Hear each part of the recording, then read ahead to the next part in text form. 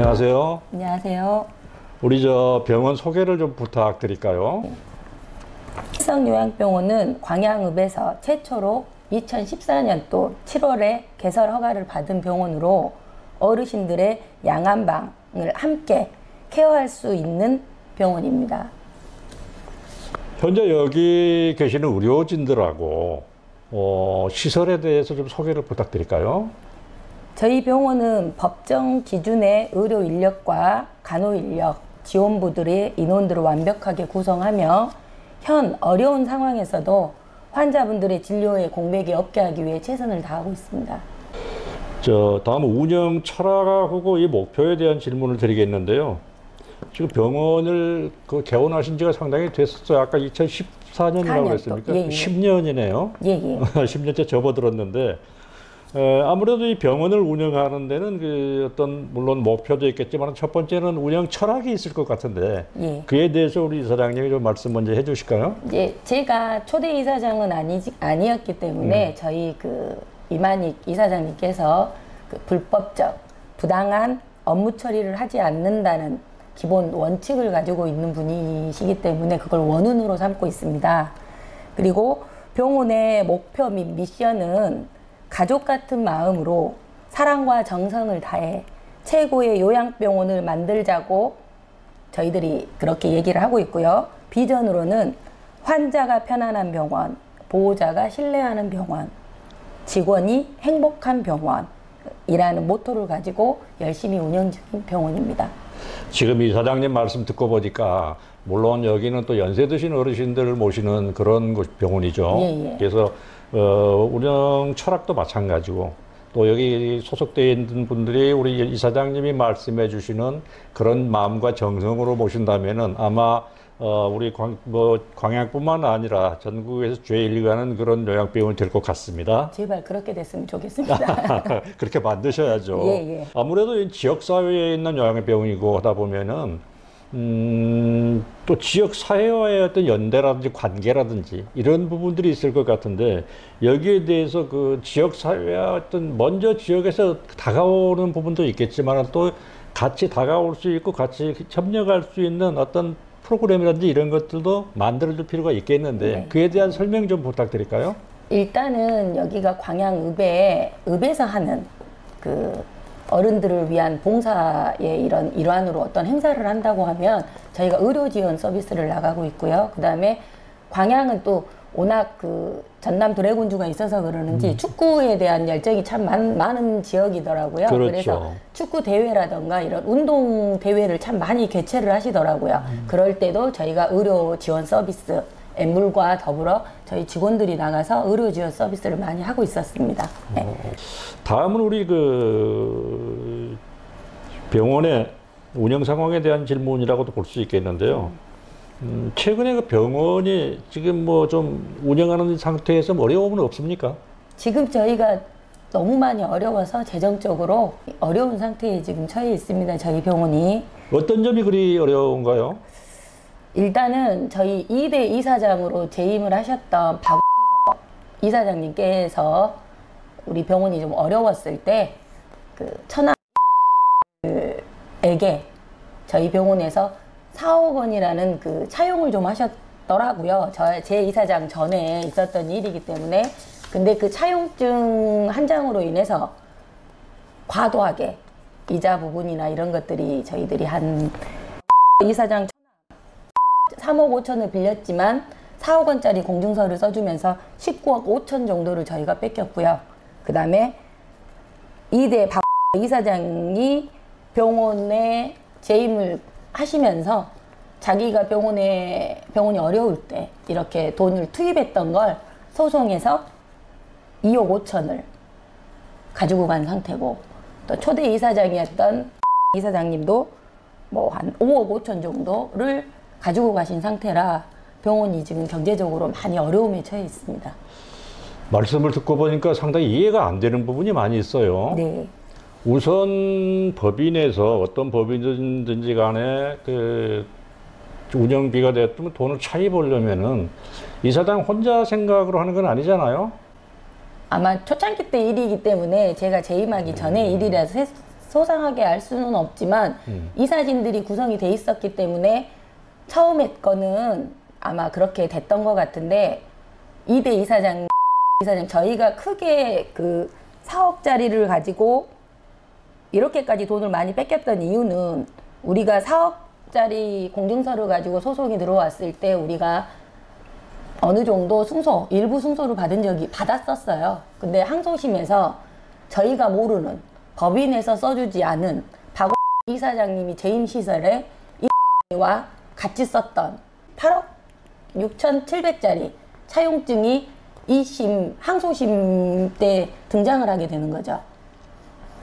근데 이 공증서류는 저희가 전혀 법인에서 알 수 없었던 서류가 나옴으로써 저희가 패소를 했습니다.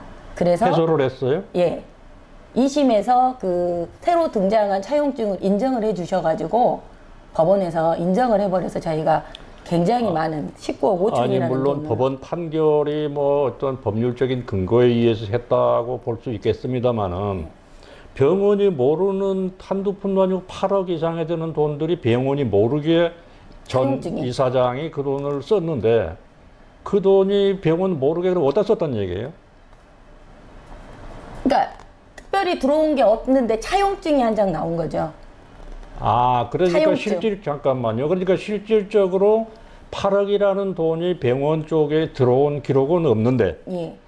그 대신 그 반면에 8억짜리 차용증은 이사장 이름으로 써줬다. 예, 박원서 이사장 이름으로. 그래서 법원에서는 어차피 그 당시에 이사장이 차용증을 써줬기 때문에 예. 요거는 병원 채무로 봐야 된다 이런 판결을 했단 얘기인가요? 예. 뭐가 잘못된 거 아닌가요? 그래서 저희가 이거를 이 항소가 끝나고 그 항소심이 끝나고 상고까지도 했는데 저희가 전반적으로 민사는 다 패소를 했기 때문에 고소장을 2022년 12월에 강동 광양경찰서를 통해서 강동경찰서에 저희가 접수를 했거든요.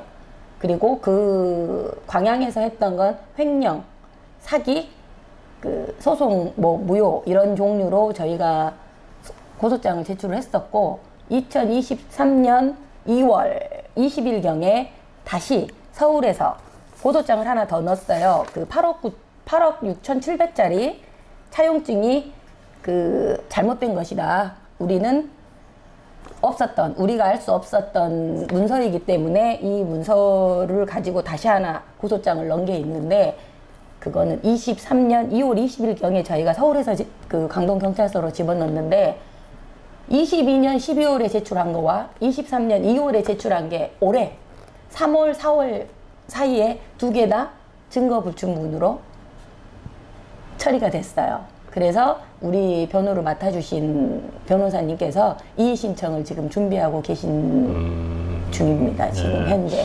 안타까운 일이네요. 어쨌든 그런 어려움을 겪으면서 병원을 꼭 운영하고 계시잖아요.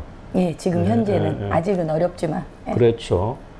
또 여기가 뭐 특별히 그 어르신들이 계시는 그런 그 병원이라서 쉽게 어떻게 이동하는 이런 부분들이 쉽지 않잖아요. 그렇죠. 어떻게든 정상화 빨리 그 자금이나 이런 운영량이 정상화돼서 그분들이 좀 물론 그분들은 여기 계시면 어떤 상황이든 뭐 편안하게 모시겠지만 우선은 운영하시는 분들이 심리적으로나 여러 가지 경제적으로 어려운 부분이 있기 때문에 빨리 해소가 됐으면 좋겠습니다. 그렇다면 이에 대한 어떤 지금 뭐 대책이 있을 것 같은데 어떤 대책을 세우고 계신가요? 지금 우리가 경영이 너무 어려워서 직원들의 급여도 밀려 있고 그다음에 거래처, 사대보험, 국세 이런 어려움을 많이 겪고 있어요. 그래서 퇴사하신 분들은 퇴장금을 처리해주고 현재 직원분들은 이번에 근로복지공단에서 도움을 좀 주셔가지고 기업 은행 대출을 받아서 어느 정도 정리는 했지만 그래도 아직 어려운 부분이 많이 남아 있습니다. 네. 참 우리 세상 이해가 안 되는 게 3억 5천을 갖다 쓰고 17억을 갚아줬어요? 19억 5천. 19억 이태천이한테만. 그 여러 가지 배경이 있겠지만 저희가 회생이 들어간 건 제일 중요한 건 이대영 씨에게 뺏긴 돈이 너무 크다 보니까 병원이 현 자력으로는 도저히 살아날 수가 없어서 이사진들과 회의를 하고 해서 최종적으로 법인 회생 신청을 저희가 하게 됐습니다. 지금 회생 신청은 하고 있습니까? 했습니까? 회생 신청을 해서 그 보존 처분과 포괄적 금지 명령이 떨어져서 지금 이사장 인터뷰가 6월 14일경에 있거든요. 법원에서 광주지방법원에서 그 인터뷰가 잘 돼야 이제 회생이 개시가 된다고 합니다. 아, 당연히 예, 그래야겠죠. 그렇다면 이제 6월이면 뭐 다음 달이네요. 예, 예, 예.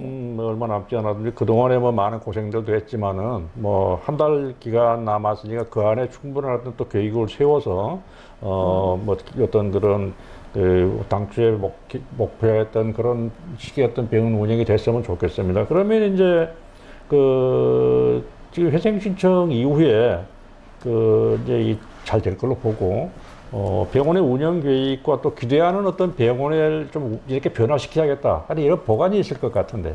일단 첫째는 회생 신청 이후에 저희가 이제 그 인터뷰가 있다고 제가 먼저 말씀드린 것처럼 네. 기존 채무는 아마 회생 개시가 되면 동결이 된답니다.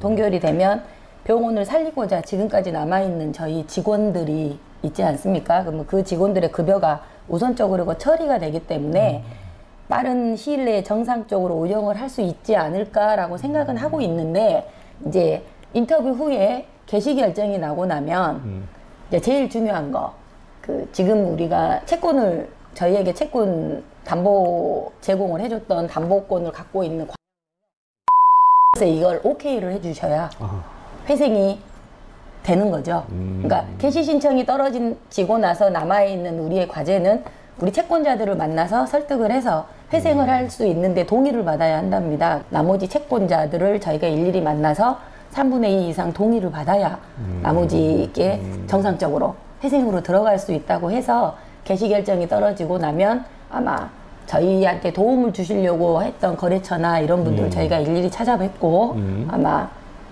양해의 말씀을 드리고 도움을 청해야 될 것 같습니다. 말씀 듣고 보니까 물론 법원에서 어떤 결정을 한다고 끝나는 건 아니고 예. 중요한 건 채권자하고 또 병원 측하고 적정한 협의가 예. 이루어져서 후속 조치를 이루어져야 될 것 같은데 아마 이제 그런 부분은 또 병원 임원분들이 또 충분한 노력을 해서 예, 예. 당초에 또 이게 개인 사업장이 아니잖아요. 어떻게 보면 그렇죠. 어떻게 보면 예, 공익 예. 사업인데 그분들하고도 어떤 그 채권 측에 있는 기관들하고도 좀 적정한 협의가 예, 이루어졌으면 좋겠습니다. 네, 네. 뭐 서서히 마무리해도 되겠죠. 네, 그래요. 그리고 우선 이제 여러 가지 상황들이 어려운 상황이 있다 보면은 그 환자 보호자분들이나 가족들한테도 좀 어떤 좀 미안한 감도 없지 않아 있죠. 있죠. 많이 이 기회에 그분들한테 그 좀 전하고 싶은 메시지가 있으면 말씀 좀 해주시죠. 예. 광양이라는 작은 곳에서 여러 가지 소문이 참 많은 병원입니다. 저희 병원이 그래도 끝까지 믿고 퇴원하지 않고 이렇게 남아주신 우리 어르신과 보호자분들한테는 우리가 많이 어렵고 힘들지만 어르신에 대한 케어만큼은 최선을 다해서 하고 있다는 거 지금까지 믿어주신 것처럼 앞으로 조금만 더 믿어주시면 잘 극복해서 원만하게 운영할 수 있을 거라는 걸 약속드리고 싶습니다. 네, 감사합니다. 수고하셨습니다.